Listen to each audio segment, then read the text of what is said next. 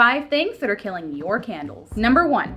Using the wrong wick type. If your candle produces a weak, wimpy flame or goes out on its own, it might be because your candle's wick is too small. Likewise, if the candle burns out of control or produces excessive soot, it might be because the wick is too big. Wick types will vary based on many factors, including wax type, fragrance family, and size of the candle, so do your research before sticking just any old wick into your candle. Number 2.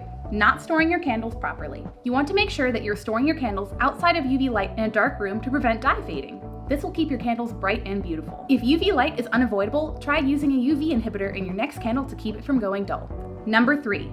Not curing your candle. If you don't allow your candles to cure for the recommended amount of time, they won't burn as effectively. Proper curing allows the wax to fully harden on a molecular level and lets the fragrance fully disperse throughout these molecules. In other words, if you want your candles to burn their best, you have to let them sit. Cure times vary based on wax type, so research how long is best for your candles. Number 4. Using the wrong container type. Plastic, wood, and other meltable or flammable materials are not appropriate for candles. Ceramic, when coated with the proper coating, can work, but otherwise is porous and will absorb wax. Glass is great, but any container that's not bigger than wine glass can explode when exposed to heat. That Merlot candle you just made won't be so cute when it's sending hot wax and glass shards flying all over the room. Number 5.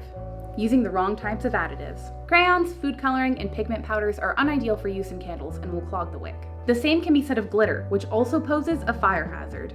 If you really want to add some sparkle to your candles, stick with fine mica powder and avoid mixing it directly into the melted wax. Apply it only to the tops and sides of the candle to minimize wick clogging. Thanks for watching, and like and follow for more tips like these.